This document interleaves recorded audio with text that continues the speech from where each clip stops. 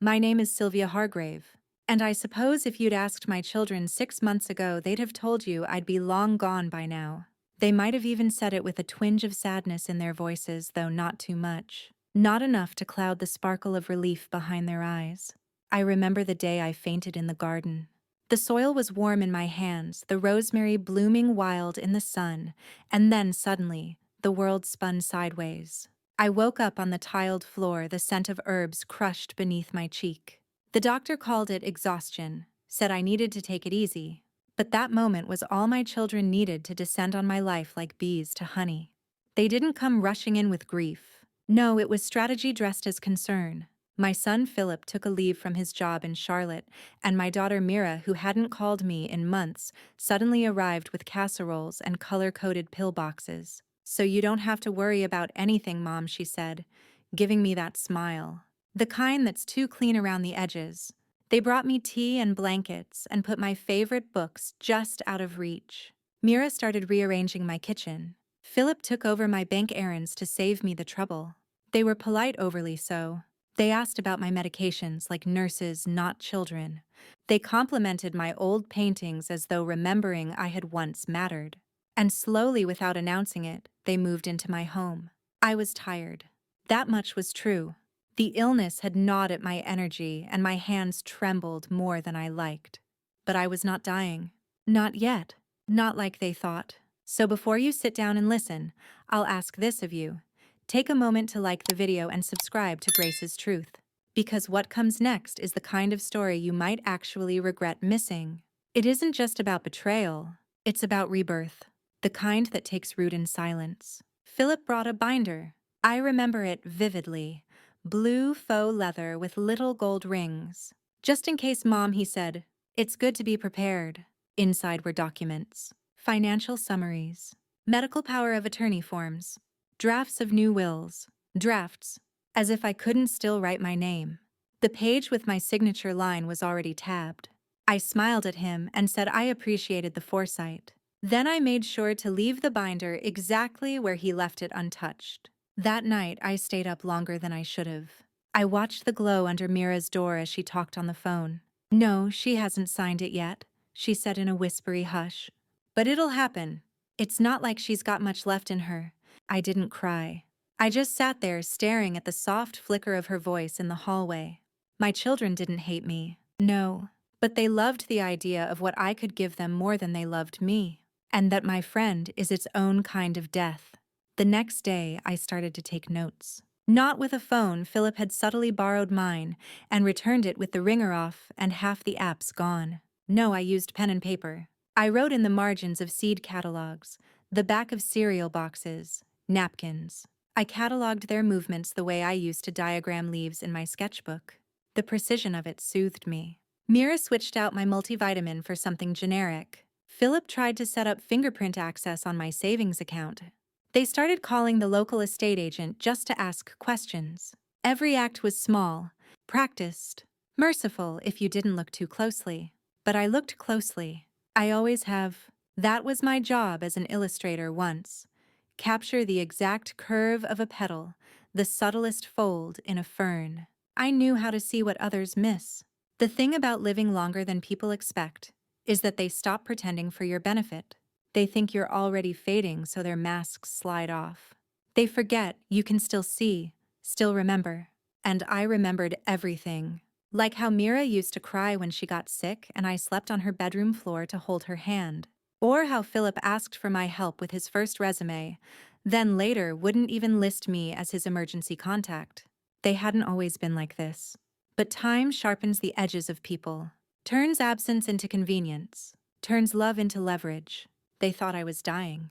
And maybe I had been, not of illness, but of erosion, of watching the people I loved plan their lives around my exit. But here's the twist. That fainting spell. It wasn't the beginning of the end. It was the warning shot of something else entirely. The next chapter of this story isn't about leaving a legacy. It's about rewriting the script, starting over, and teaching them that the roots they thought were rotting were growing. The first morning I pretended to forget my tea was already sweetened. Mira gave me a look.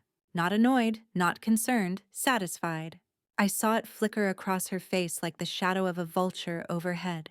She thought I was slipping, and I let her think it. I started playing the game one sip at a time. I stopped finishing books I was actually rereading in secret. I asked twice what day it was, even though I still marked it on a slip of paper I kept tucked in my cardigan pocket. I let them believe they were managing me. It gave them a sense of control, made them comfortable. And comfortable people make mistakes. Philip began making phone calls from the sunroom, thinking I couldn't hear from the kitchen. But the air vents in this house carry everything: words, tone, intent. It's one of the reasons I fell in love with this place.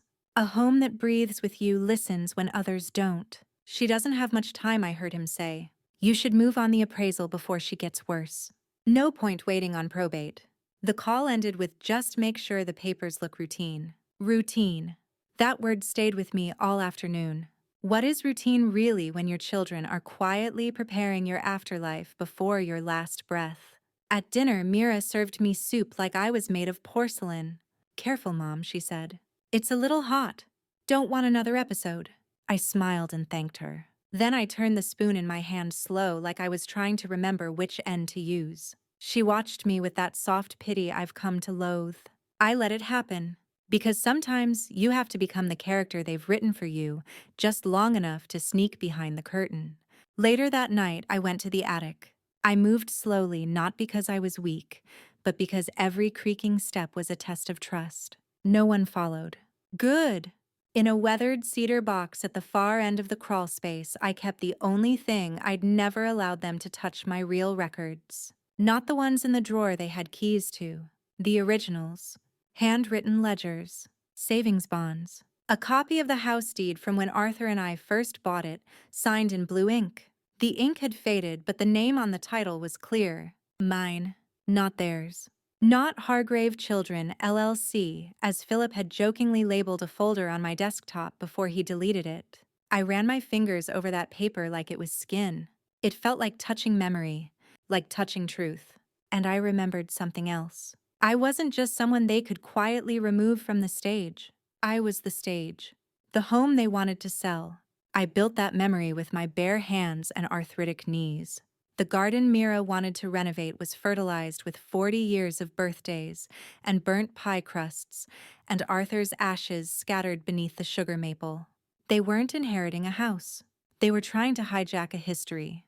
The next morning, I went outside earlier than usual. It was still cool, and the dew hadn't evaporated. My breath fogged the air just enough to remind me I was still here. I took a walk down to the mailbox without my cane. No one saw. Or maybe they did and pretended not to. Either way, that gave me what I needed.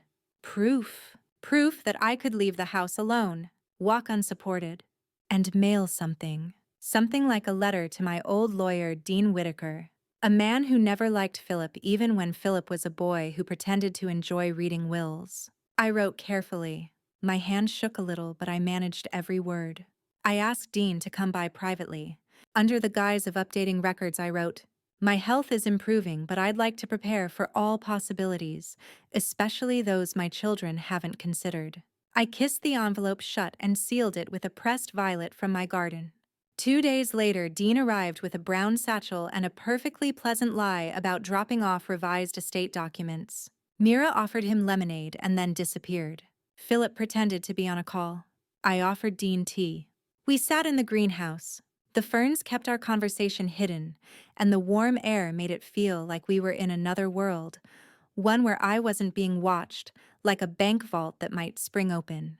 He looked me over and said, "You look better than your daughter let on." "She sees what she wants to see," I said. "Or what she hopes to," he replied. I handed him the deed, my records, and a handwritten note detailing the last 6 weeks. "I want a new will," I told him. "And I want it kept somewhere neither of them can charm or trick it out of." "Done," he said. "Do you want to remove them entirely?" I thought about that. About Mira's laugh when she was little. About how Philip used to bring me wildflowers with the roots still attached. I wasn't sure if it was mercy or memory that stopped me. "No," I said, "but I want them to earn what they get. Or feel the loss of what they didn't." Dean nodded. "Poetic revenge." "No," I said. "Botanical justice. Slow, deliberate, rooted." He left that day with everything. I watched him drive off from my window feeling for the first time in weeks, like I hadn't just survived, but reclaimed something. My children thought I was dying. What they didn't know was that I had just planted a seed. And the thing about seeds? They look like nothing at first, until the day they crack open the ground. Dean's visit gave me breath again. The kind of breath that doesn't just fill lungs but fills a life. I moved differently after that. Not so dramatically that Mira or Philip would take notice, but enough. I stood straighter when I passed mirrors. My hands, though still stiff, no longer felt like strangers to me. I started brushing my hair again with care, not just out of habit. But the most dangerous thing I regained wasn't physical. It was awareness. And that, to people who profit from your decline, is the most threatening thing of all. One morning, as I walked into the kitchen, I caught the end of a conversation I wasn't meant to hear. Mira, phone pressed to her ear, her voice in a hushed but eager pitch. Yes, I already talked to the long-term care planner. If we transition her to assisted living, we can sell the house immediately after. It's all but hers. No reverse mortgage or anything. All but hers. Those 3 words made me dizzy. Not from weakness, but from the raw voltage of insult. I cleared my throat intentionally louder than needed. Mira spun around like a child caught stealing cookies. Oh, hi, Mom. Just chatting with Katie, remember her? I didn't answer. I just poured myself a cup of coffee, lifted the cup to my lips with the same steady hand she once claimed trembled too much, and held her gaze until she looked away. After that, I began practicing my old exercises alone, quietly. I walked the stairs twice a day. I rehearsed opening jars. I sat in the garden with Arthur's old binoculars pretending to birdwatch when really I was watching them. Every gesture, every movement. Patterns emerged. Philip always brought me my bank statements sealed except one morning when I caught a glimpse of an opened envelope peeking from his jacket pocket. Mira had started organizing medication trays, which were actually just generic vitamins, along with something else I couldn't identify. So I started a trick of my own. I'd take them in front of her, then empty them discreetly into a ceramic pot under my sink. After 2 weeks, I lined all the pills up in a neat row and photographed them. Just in case. It wasn't paranoia. It was pattern recognition. They wanted me docile. They wanted me pliable. But I had become observant in the way a forest becomes quiet before a storm. Then came the doctor visit. A new one. Not the old family physician who always checked my blood pressure with small talk and forgetfulness. No, this one was young, precise, and surprisingly honest. He arrived with Mira and Philip flanking him like guards. They assumed they'd handle the narrative. Mom's memory has been foggy. Mira started, and her weights dropped. We just want to be sure. I interrupted. I'd like to speak with the doctor privately, please. Mira blinked. Philip chuckled. It's just a routine check, Mom. We're here to support you, I said privately. The pause in the room was heavier than any silence I'd known in my home. The doctor, bless him, had enough spine to nod. Of course. Just me and Mrs. Hargrave. They left.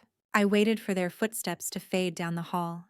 Then I turned to the doctor and said, I need you to examine me as if my children don't exist. His eyes widened, but he didn't question it. The exam was thorough. I told him about my walks, my meals, my energy. I even demonstrated the stairs by request. He took blood-measured responses, checked reflexes. And when he finished, he said, Mrs.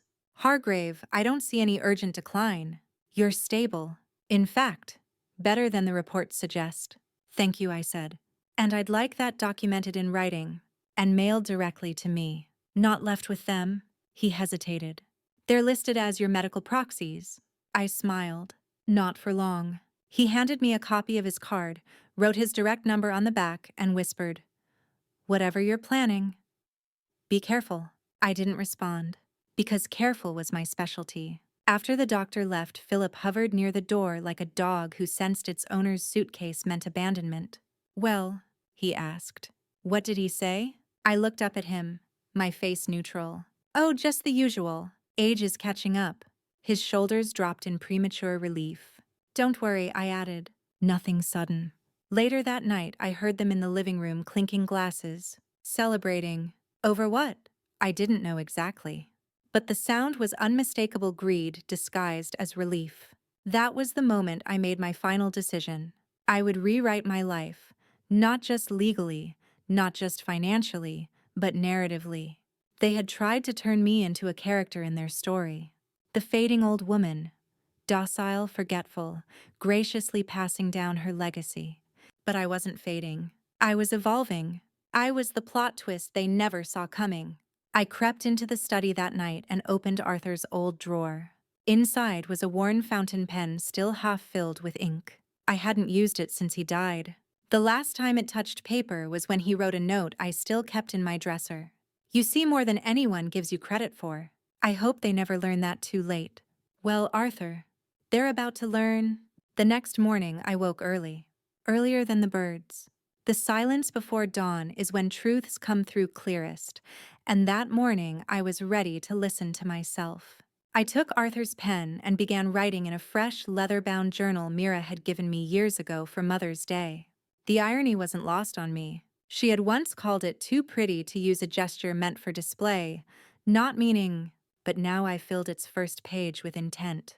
I wrote down everything: the quiet betrayals, the overheard whispers, the visit from Dean, my improved health, the doctor's words, my real will now safely stored at his office in a locked drawer. I cataloged everything not for revenge, but for record. Because women like me are often erased quietly, like chalk dust from slate. I refused to disappear. Breakfast was quiet.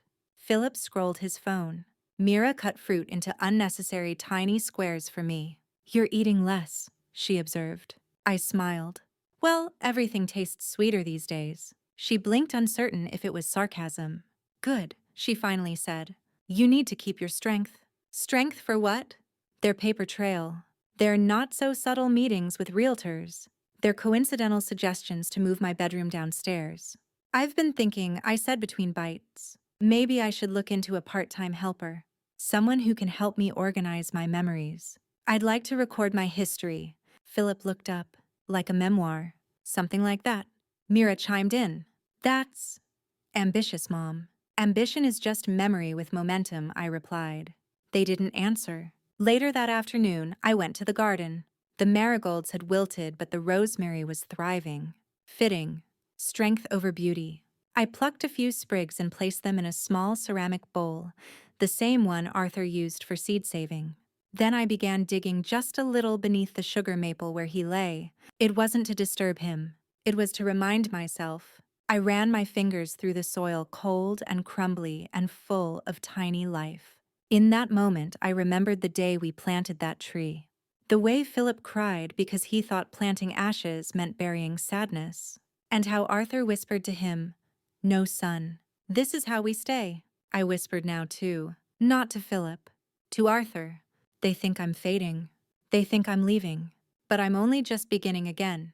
The wind answered with a gentle rustle as if he agreed. The next few days I let them believe I was slipping further. I shuffled slower in the hallway. I asked twice about the weather. I claimed I was too tired to come down for lunch and had Mira bring it to my room. It gave me time, space, quiet. And in that quiet I planned.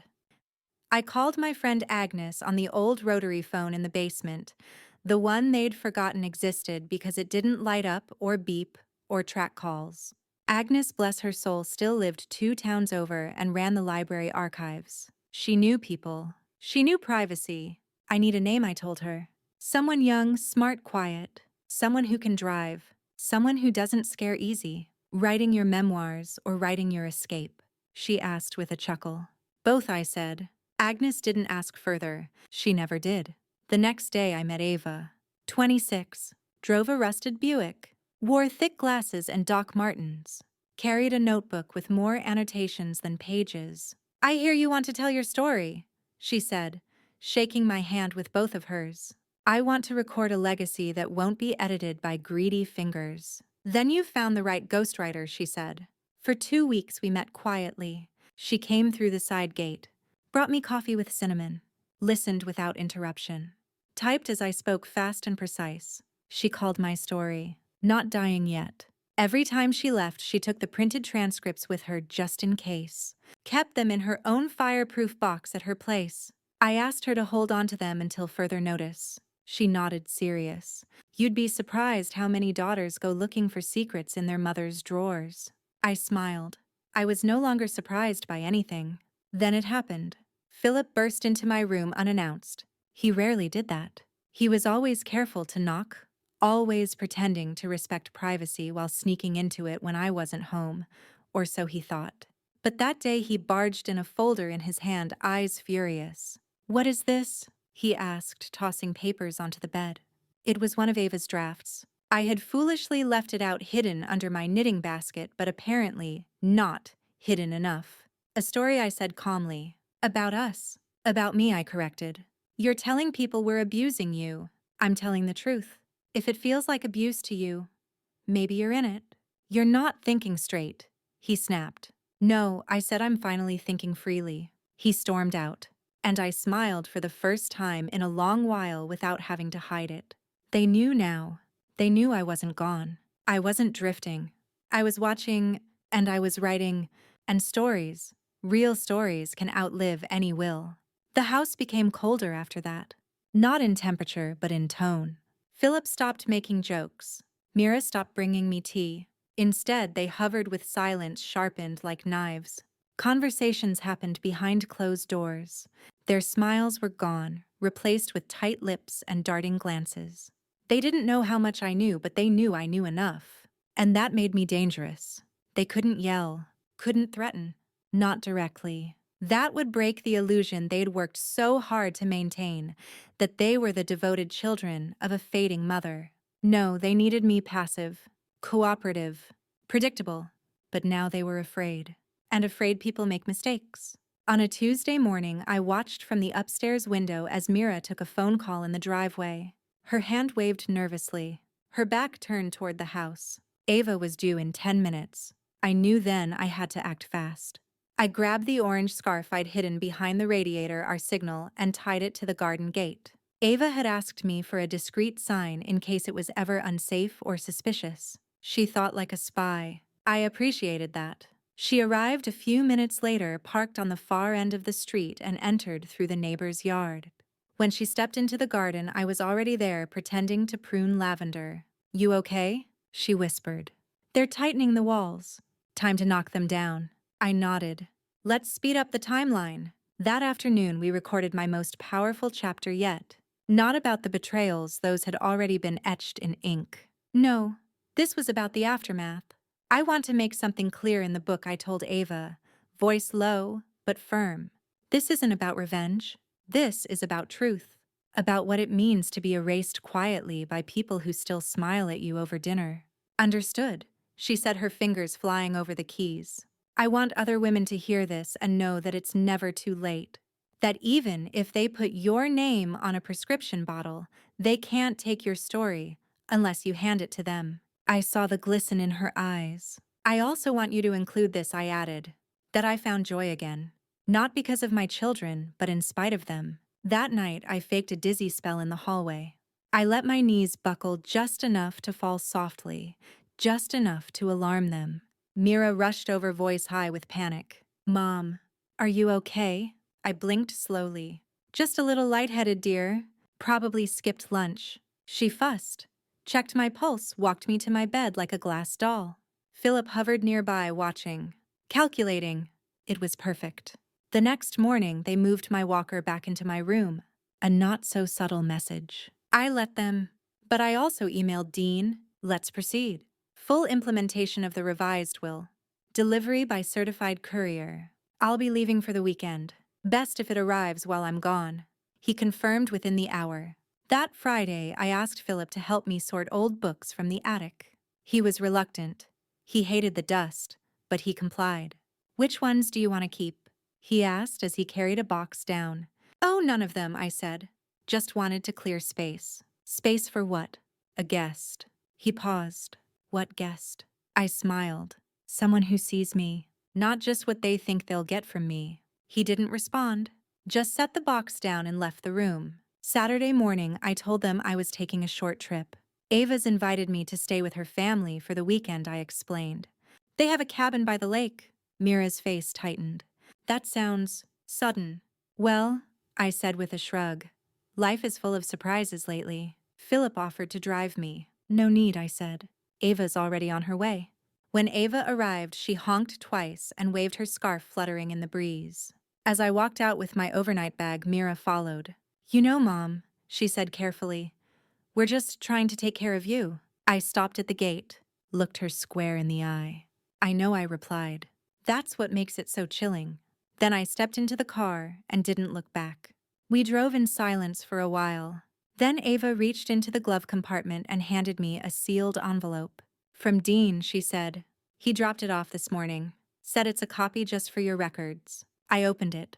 Inside was a certified copy of my will. Not the one Mira and Philip had engineered with their blue binder and their hush-hush conversations. No, this one told the truth. Half of my estate would go to a scholarship fund for women over 60 returning to school. The other half to be split equally between Ava's nonprofit and the local botanical sanctuary I'd helped build decades ago. Philip and Mira, they'd receive a letter, in my handwriting, explaining everything. With love, but without apology. When I reached Ava's cabin that night, I sat by the lake and listened to the frogs. I watched the water shimmer like secrets. I drank tea from a mug that didn't have to be pre-approved, and I felt something I hadn't in months. Peace. I had not only survived their plans, I had rewritten them. With ink and silence, with lavender and law, with a life that wasn't finished, not even close. The cabin was modest but warm, its walls covered in old photographs, sun-bleached maps, and the kind of silence that speaks rather than stifles. Ava had given me the bigger bedroom overlooking the lake. She insisted, said it would help the words flow, but what flowed wasn't words. It was memory. I spent hours watching the ripples on the water, letting stillness settle in my chest. It was the first time in years that I wasn't being checked on, managed, or monitored. I wasn't a patient. I wasn't a burden. I wasn't a fading matriarch whose existence was counted in pill trays and polite sighs. I was just Sylvia again. And that was enough. Ava made lentil soup that night. We ate it on the porch wrapped in old blankets. Do you think they'll retaliate? She asked quietly. I think they'll be confused, I said. Then hurt. Then angry. And eventually maybe they'll reflect. Do you care if they forgive you? I paused. I care if they learn something. But forgiveness, that's a currency I'm no longer trading in. Ava smiled, not as someone who agreed, but as someone who understood. The next morning, I checked my phone. 6 missed calls. 3 from Philip. 3 from Mira. No voicemails. Just silence, the kind that demanded I return the reach. I didn't. Instead, I called Dean. Has it been delivered? Yes, he said. Signed for at 9. Swapena. Emin Shan. Yesterday. I imagine you'll be hearing from them soon. Oh, I already have, I said. They just don't know what to say. Dean chuckled. You know, Sylvia, you've done what most never dare. You've taken the myth of the quiet old woman and turned it into an alibi. I'm not quiet, I said. I've just been waiting for the right moment to speak. I hung up and turned off the phone.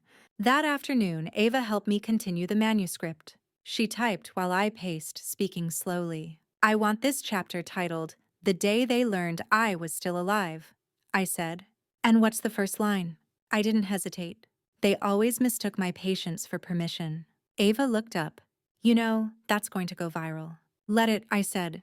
May every woman who feels invisible wear it like armor. After lunch, we walked the edge of the lake. The leaves were just starting to turn. Golds, ambers, blush reds. Nature never begged to be seen. It simply was, and the world adjusted accordingly. That night, after Ava had gone to bed, I sat alone with my journal. I didn't write about my children. I'd given them enough ink. Instead, I wrote a list. Things I want to do, now that they're not watching. Take a solo train ride window seat, no destination planned. Eat chocolate cake for breakfast twice. Dance barefoot in my garden at midnight. Learn to swim, why not now? Tell a stranger my real story and ask for theirs. Laugh so hard it startles a bird. Say no without a reason. Say yes to someone unexpected. Publish the book even if only 10 people read it. Be remembered not as the woman who left quietly, but as the one who rewrote the ending. When I finished, I closed the journal and felt a tear run down my cheek. Not from sadness, not from loss, from beginning. The next morning, I left Ava's place early before she woke. I left a note on the kitchen table and a pressed leaf from her garden between the pages of her notebook. Back home, the driveway was empty. They were inside, waiting. I entered through the front door slowly, deliberately. Mira appeared first. Her eyes were wide-rimmed red. Philip came next, hands clenched. "You changed the will." He said no. "Hello." "No." Hesitation. "I did."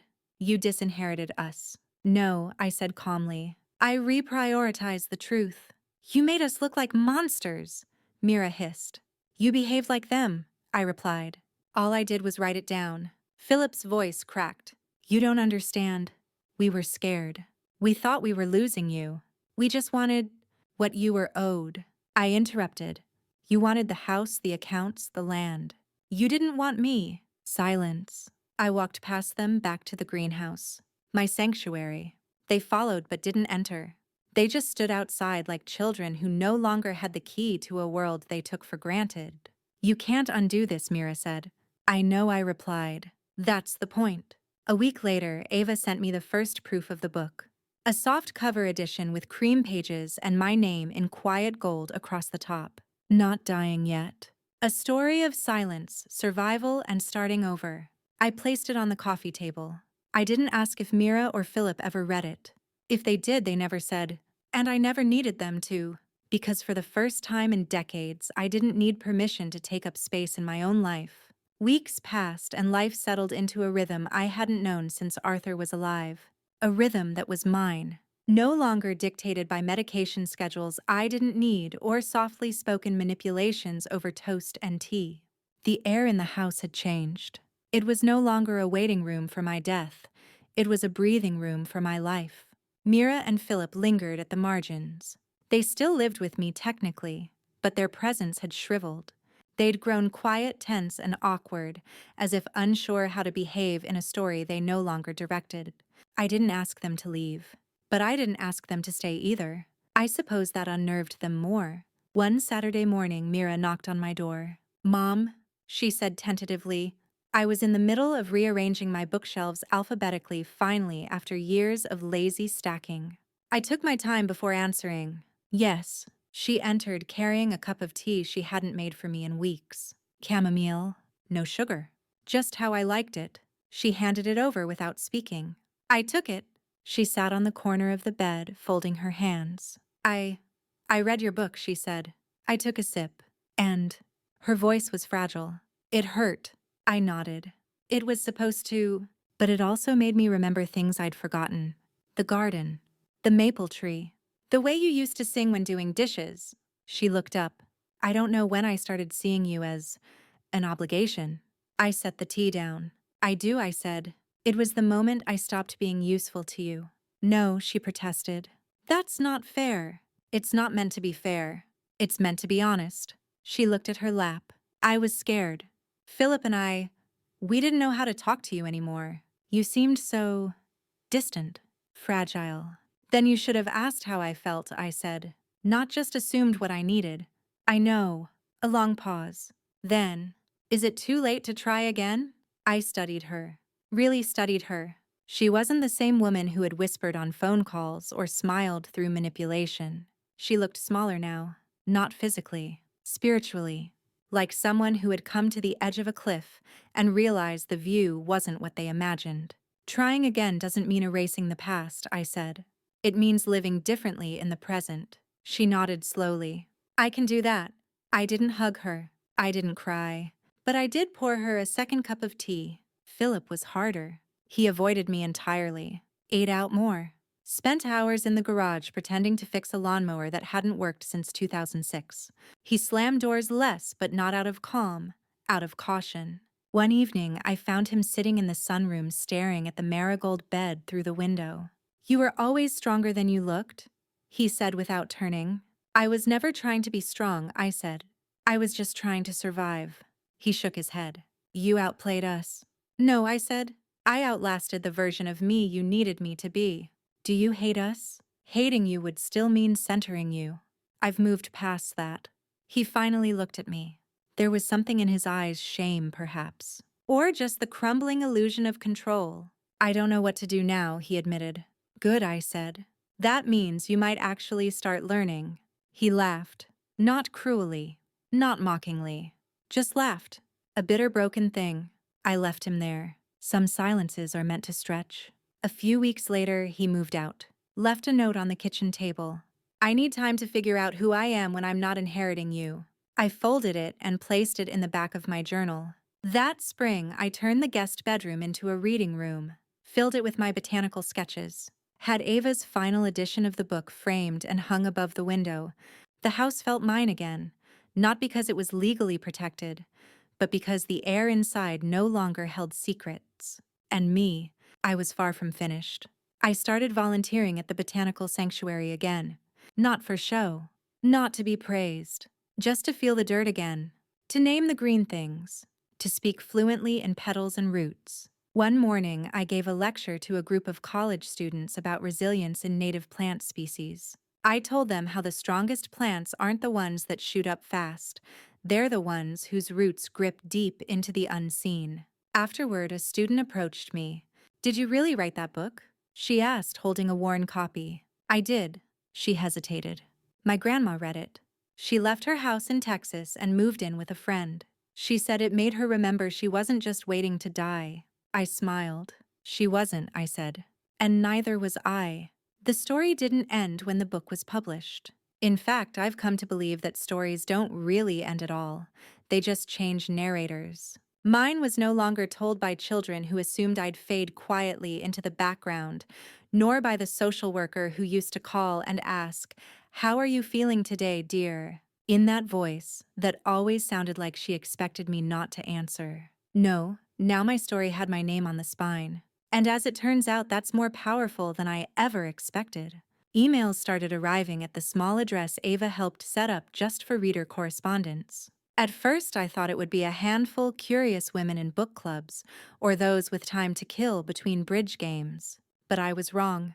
There were dozens, then hundreds. Messages from women in Kansas and Toronto in rural Idaho. Women named Judith Margaret Alia Esperanza. Women who had been ignored, confined, underestimated.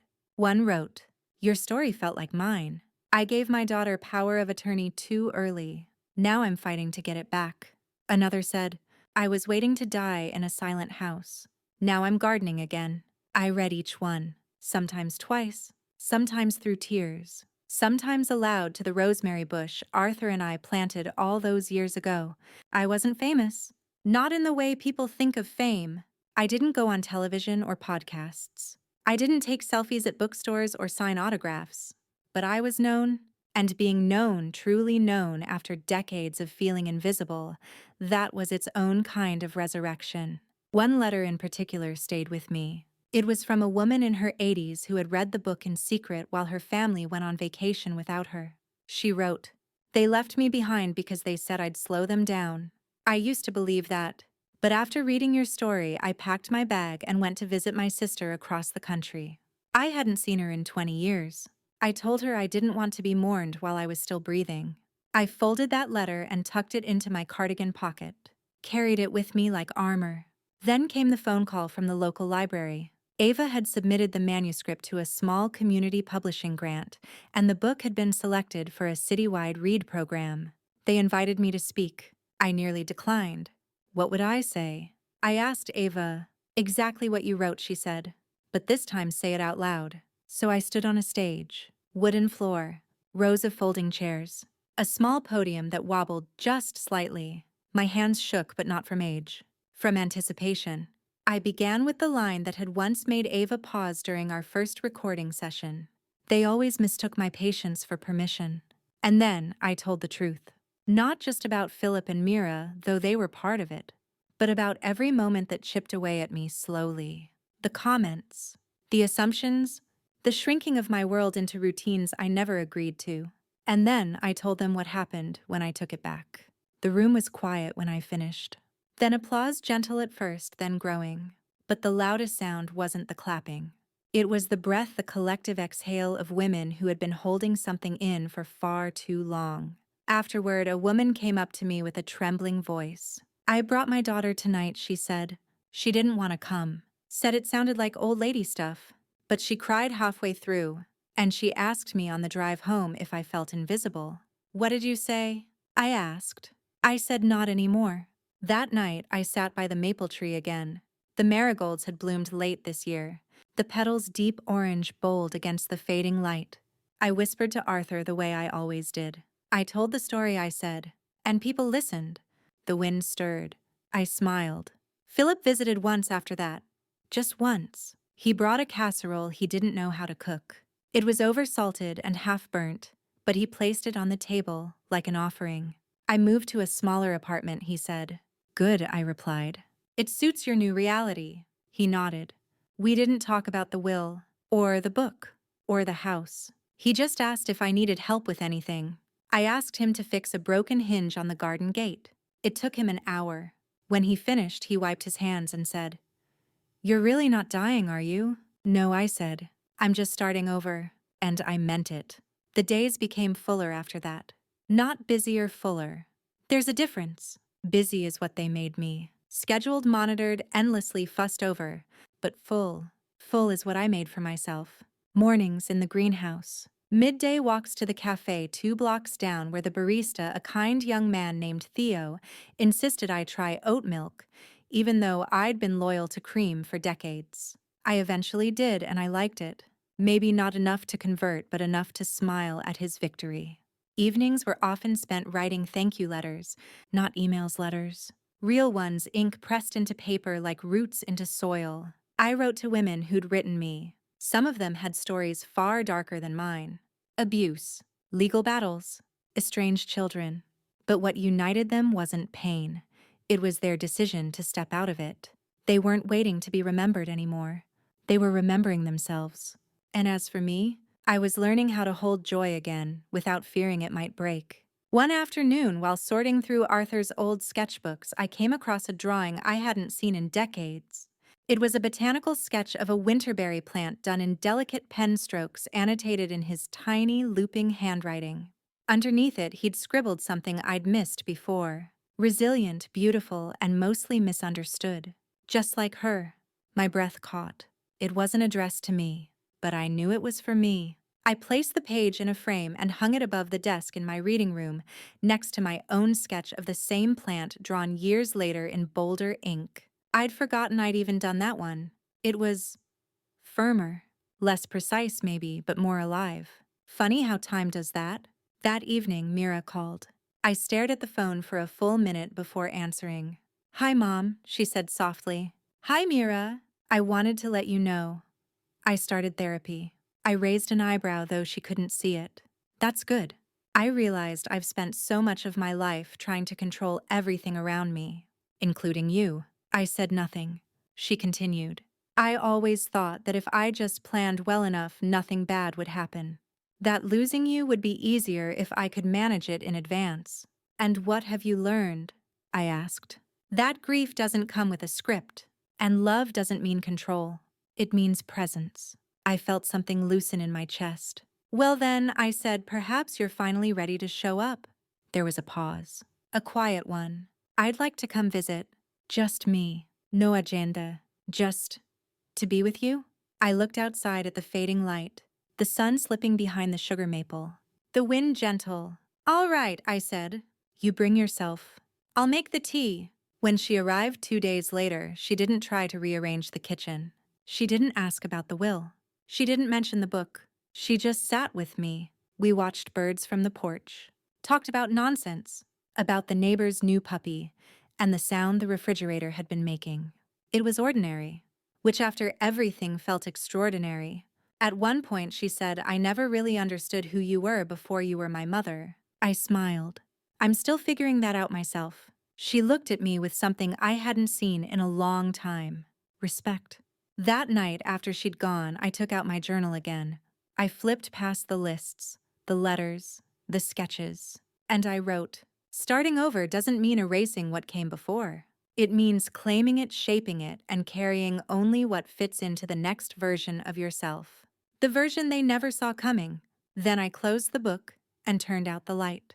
Because sometimes the most powerful thing you can do is rest, not as surrender, but as restoration. The summer crept in gently that year. No fanfare, No sudden heat waves, just a gradual warmth that soaked into the floorboards, like the house itself had finally exhaled. By then, the manuscript had gone into a second print run. Ava emailed to tell me her excitement bubbling through the screen. "It's being passed around like contraband in retirement homes," she wrote. "You've started a quiet revolution." I laughed out loud at that, sitting in my sunroom in a floral robe with curlers in my hair. A revolutionary in slippers. The mail arrived in bundles now, not just letters but stories. A woman in Nebraska had used the book as the closing argument in her case to regain control of her finances. Another in Wales had translated it for her grandmother. A nurse from Minnesota wrote to say she now saw her patients differently, not as burdens, but as people paused in a chapter, not finished. And somewhere in all of that, something shifted in me. I no longer felt like the woman who had been left to die. I was the woman who had learned how to outlive betrayal, not with rage, not even with vengeance, but with growth. Mira began visiting every Sunday. Never long. Just an hour or two. She brought fresh flowers once. We sat in the greenhouse and I showed her the new clippings. She listened. She didn't correct. Didn't suggest. It was the first time in years I felt mothered by my daughter, not in care, but in presence. Philip still hadn't returned.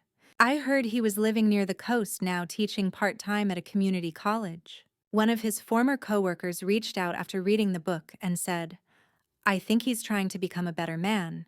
Maybe he was, maybe not. It was no longer my job to make space for his growth at the cost of my peace. I spent more time outside. My knees ached less. My breathing steadied. I even began sketching again, my hands slower. Yes, but more deliberate. There was no pressure to be perfect, only to be present. One morning, while I was painting a clematis vine that had wrapped around the old garden fence, Ava arrived unannounced.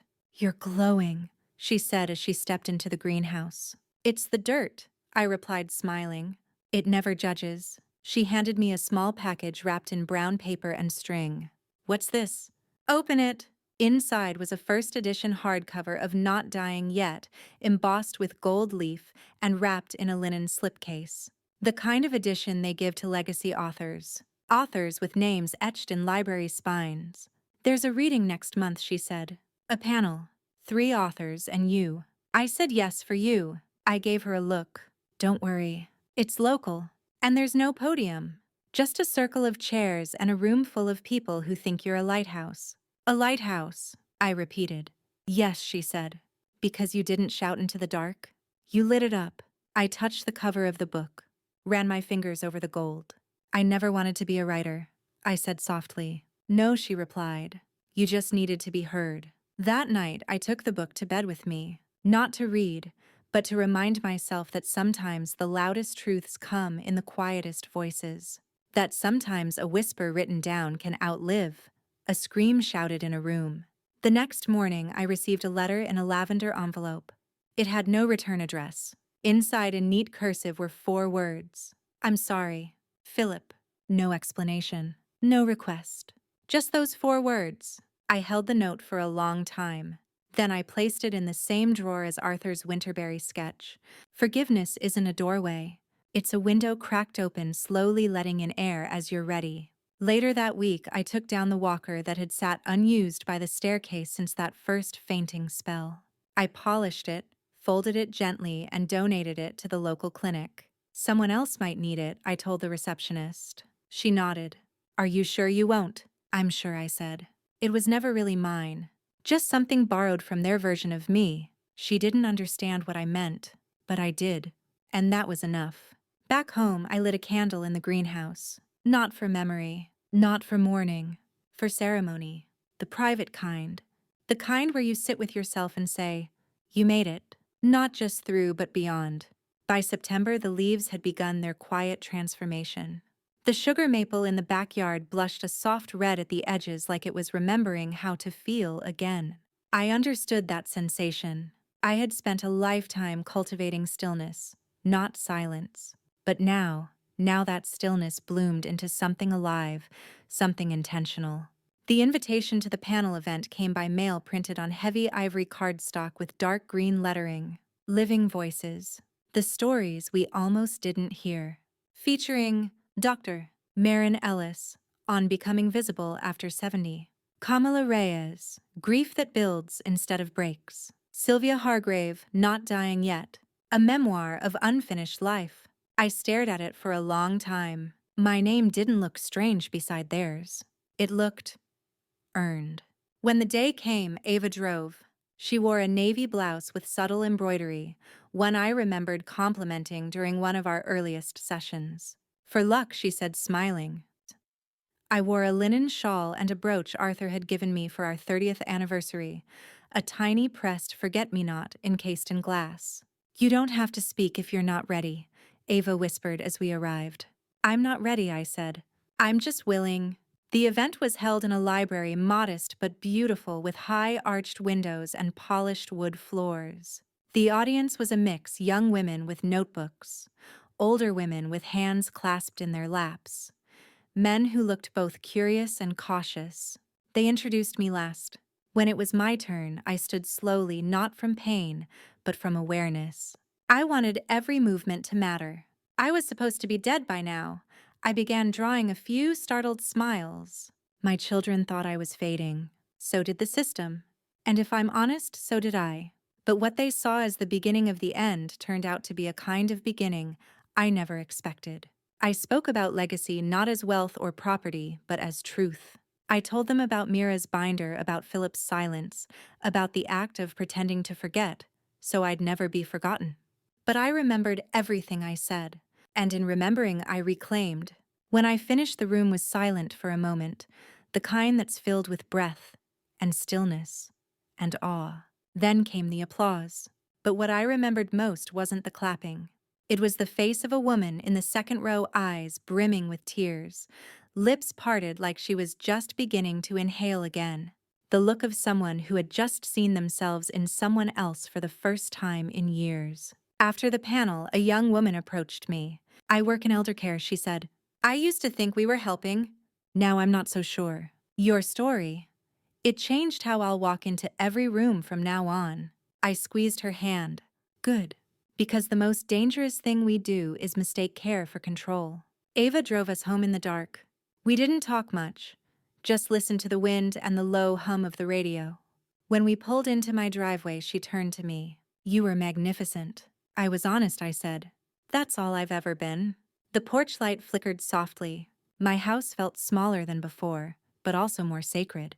Every object inside it now had meaning. Nothing was held in the shadow of fear or the pressure of legacy. Inside, I brewed chamomile tea. I drank it alone at the kitchen table, the window open just enough to let in the first crisp notes of fall. And for the first time, I allowed myself to imagine the future. Not in years or months, but in moments. The next afternoon, I found a small package in my mailbox. No return label. Inside, a copy of Not Dying Yet, heavily tabbed, underlined, worn at the corners. And a note. You didn't just write a book. You gave me permission. Thank you, L. There was no address. No clue who they were. But I folded the note and added it to my collection. I keep those letters in an old tin once used for tea, now holding something far richer. Proof that stories don't save us. They remind us we were worth saving all along. It was early October when I hosted my first open garden afternoon. Ava had suggested it months ago. You should let people come see what your story built. Let them walk where you walked. Let them sit where you thought it was the end and then wrote the beginning. At first I balked. I didn't want to turn my home into an exhibit, my journey into a guided tour. But then I realized it wasn't about me. It was about them.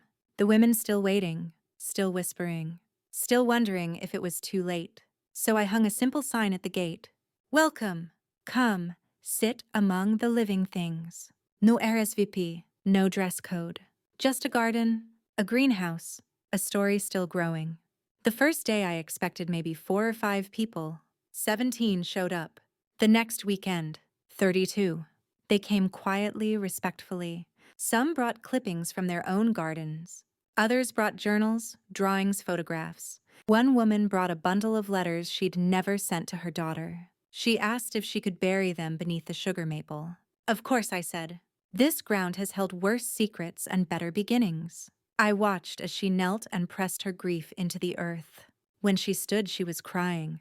But standing straighter, one Sunday Mira came to help. Not to manage, not to oversee, just to serve lemonade and arrange folding chairs. She even gave a short talk impromptu, nothing grand. She simply said, "I thought I knew my mother, but now I know the woman behind the mother. And I've realized that's who I needed all along."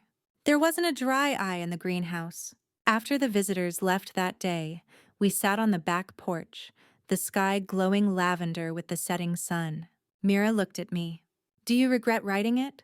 "Any of it?" "No," I said. "Not even the part that hurt." She nodded. "Because if I hadn't told the truth," I continued, "we'd still be pretending to be a family instead of becoming one." She reached for my hand, and I let her. We sat in silence as the evening deepened. That night, I found a letter tucked into my gardening apron. One of the visitors must have slipped it in. It read, "Your story stopped me from taking pills last Thursday. I read your chapter about the sugar maple." I went outside. I stood beneath the oldest tree in my yard. And I decided to stay. I decided to live. I sat with that letter on my lap for over an hour, not crying, not stunned, just grounded. Like the roots of something much bigger than me had wrapped gently around my ankles and said, "See, you matter." Not because they remembered, but because you did. That week I made a decision. I called the local college and asked about teaching again. Not full-time, just a lecture or two, something small. Botany, sketching, memory through leaves. They hesitated. I pushed.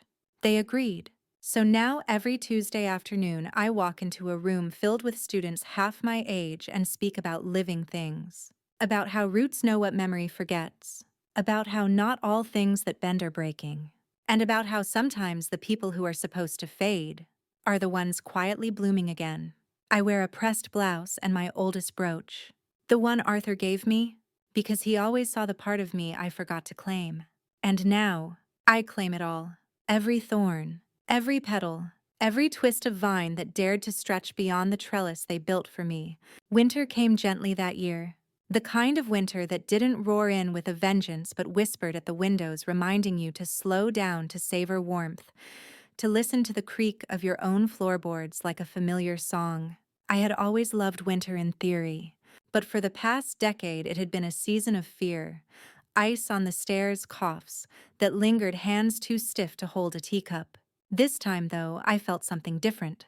Not dread, but readiness. The greenhouse became my sanctuary in the cold. Ava had helped install space heaters and new insulation. I spent hours there wrapped in an old wool shawl, painting dried seed pods and bark patterns with ink so dark it looked like it could bleed. The visitors lessened, of course, fewer garden walks and open gates. But the letters never stopped. One from a woman named Clarissa simply said, "Your book made me call my sister. We hadn't spoken in 13 years. She answered, "We talked about you before we talked about us. You gave us a bridge." Another said, "I read your words aloud to my mother. She doesn't speak anymore, but she cried when I said the part about being written out of the story she authored." Thank you. And then there was the envelope that changed everything. It came on the coldest morning of December. No return address. Just my name handwritten in ink that looked familiar. Inside was a Christmas card, simple vintage with a gold foil border. On the inside 3 words. Still learning. Philip. No explanation. But this time no apology either. Just a truth. I sat by the heater and held that card like it might shatter. My first instinct was to tuck it away with the others. But something in me said no, so I placed it on the mantel. In plain view. Let it be seen. Let him be seen. 2 days later, he called. He didn't ask for forgiveness. He asked for a recipe. "Your beef stew," he said. "I can't find it anywhere. Mira says it was in your handwriting on an index card, but it's gone." I smiled. "Are you making it for someone?" I asked. "My students," he replied. "They're staying on campus over the holiday. Thought I'd bring dinner." I paused. Then said, "Get a pencil." I gave him the recipe. And then I gave him a story. "The trick isn't in the rosemary," I said. "It's in the waiting. You have to let the broth rest before serving. Let the flavor settle. Rushing it ruins the depth." He laughed. "A lot like people, huh? Exactly. He asked if he could come by in the new year. I said yes. Not because I needed closure, but because I had room now for everything that was once too tangled to welcome back. New Year's Eve. Mira and I sat by the fire drinking cider and watching the snow. She'd brought her knitting something she'd picked up recently, said it helped her quiet her mind. I asked what she was making. She blushed. A scarf. For you. I raised an eyebrow. Don't look so shocked. It's lumpy, yes, but it's warm. I've always preferred lumpy, I said. We laughed. And for the first time in many, many years, our laughter didn't feel like a patch over pain. It felt like music. That night before I went to bed, I lit a candle. Not for Arthur, not for grief, but for gratitude. And I wrote in my journal, they thought I was dying soon. But I wasn't dying. I was waiting for the world to slow down enough for me to catch it again. And now that I have my God, how brightly I burn. New Year's Day arrived not with fireworks or champagne, but with the soft hush of snow covering the garden like a woolen blanket. Everything slept. Everything waited. But inside my home, something was stirring, something like renewal, but quieter, more earned. Philip arrived just after noon. No fanfare, no suitcase. Just a paper bag clutched tightly in both hands and a nervous expression that reminded me of the boy who once broke my favorite vase and stood silently waiting for punishment. I opened the door before he knocked. He looked up startled. Hi, Mom. Hi, Philip. We stood in silence for a beat. Then he held up the bag. I brought soup, my version of the stew. I stepped aside. Let's see if it holds up. Inside the house was warm with cinnamon and cedar wood. Mira had decorated with restraint this year, just garlands and a few paper snowflakes taped to the window. It was perfect. We sat at the kitchen table as the soup reheated. He looked around. It's exactly the same, he said. No, I replied. It's just finally being seen clearly. He nodded. When we sat down to eat, he hesitated before taking the first bite. I'm nervous, he admitted. Not about the soup, about everything else. You should be, I said gently. He looked up. Because trust once broken isn't restored. It's rebuilt, like stonework, one piece at a time. He nodded again. Then, let this be the first brick. We ate slowly. The stew was good. Not quite mine, but close enough. Mira joined us later, bringing fresh bread and a softened demeanor. The three of us, mother, daughter, son, sat in a triangle of silence and warmth. A strange truce formed. Not built on pretending the past didn't happen, but on acknowledging that maybe we still had a little time left to make something new. Later, Philip asked to see the greenhouse. We walked together, the snow crunching under our boots. Inside, the heaters hummed. The glass steamed gently. The air smelled of damp earth and old leaves. He looked around. I didn't understand this place when I was young, he said. You weren't meant to, I replied. It wasn't built to be understood. It was built to be tended. He walked to the far corner where the sugar maple sapling I'd started from Arthur's tree had just begun to sprout. What's this? He asked. Legacy, I said. He didn't speak for a long time. Then almost reverently he asked, Can I help you take care of it? I looked at him. I don't need help. He smiled faintly. I know, but I'd like the company, I added. And just like that, the second brick was laid. Over the next few weeks, Philip kept coming. Not every day, but often. He helped around the house, not with obligation, but with presence. He brought books. He started sketching badly, but enthusiastically. Mira returned too. She joined my Tuesday classes sometimes, quietly sitting in the back of the lecture hall, knitting as I spoke about perennial root systems and the quiet wisdom of winter flora. And one Tuesday after class, a student approached me. I read your book, she said. My grandma said it made her feel like less of a ghost. I smiled. She was never a ghost. Just a story no one was willing to hear. And that's the thing, isn't it? Most of us don't want to scream. We just want someone to lean in and whisper back, I hear you. At home, I continued to write. Not memoirs, not legacy, just stories. Short ones. Fiction. Tiny portraits of women who escaped quietly, laughed loudly, and learned to live without permission. Ava and I started a small publishing circle. We called it Later Blooms. We published voices that had been overlooked, not because they were unworthy, but because they came wrapped in wrinkles and wisdom instead of hashtags and youth. The first anthology sold modestly, but every copy sent out felt like a seed. And every seed was enough, because they thought I was dying soon. But what I've learned, what I now teach, is that dying isn't the same as disappearing. And disappearing isn't the same as being forgotten. Some stories bloom too late for spring. And some women, we are the winter flowers, silent, stubborn, still here. Spring returned not with noise, but with persistence. Shoots of green pushed through frostbitten soil as if to say, "See, we remember how to live." I felt the same way. It had been a full year since the fainting spell, since the blue binder, since the soft betrayal that changed everything.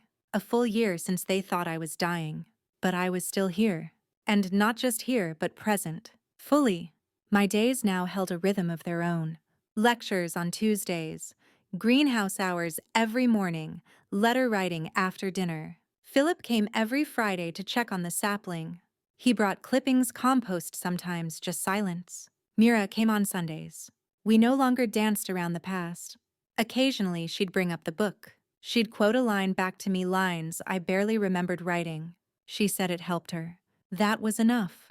We hosted a small gathering that spring, just close friends and students, and a few women who had written me over the months. Some brought pie, others brought laughter. One brought a tattoo of my quote.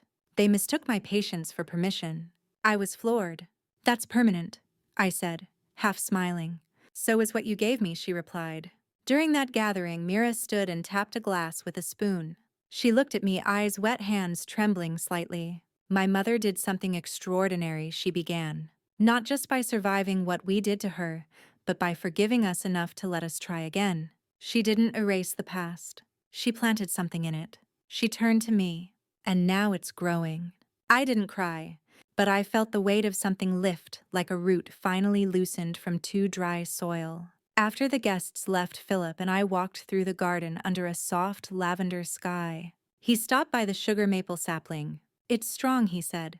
"It always was," I answered. "Just needed space." We stood there a long while until the stars peeked out, modest and unsure. That night, I wrote the final page in my second journal. Not for a book, just for me. This was never a story about death. It was a story about the quiet miracle of choosing to live even when the world forgets you. Especially then. The story was never theirs to finish. It was mine to rewrite. And with that, I closed the book, not the journey. Just the chapter. They thought I was dying soon, so they started planning my ending. What they didn't realize is that I wasn't even at the halfway point of myself. I had merely paused, buried beneath years of service, of silence, of being seen as a vessel rather than a voice. But I never disappeared. I waited. And when the time came, I didn't shout. I planted. I wrote. I chose. The ones who betrayed me didn't get revenge. They got perspective. And the ones who read my story, they became part of something larger. A quiet revolution. One built not on rage, but reclamation. This story may have started in a kitchen full of false comfort and whispering greed, but it ends in a greenhouse blooming with new life. My name is Sylvia Hargrave. I was expected to die quietly, but instead, I taught them all how to live honestly. And I hope wherever you are, whatever page you're on in your own story, you realize it's never too late to pick up the pen. There is no final chapter unless you choose to write it. And I have no intention of stopping. Not yet. Not ever. This is Grace's truth. And my voice, like yours, still matters. Even now. Especially now.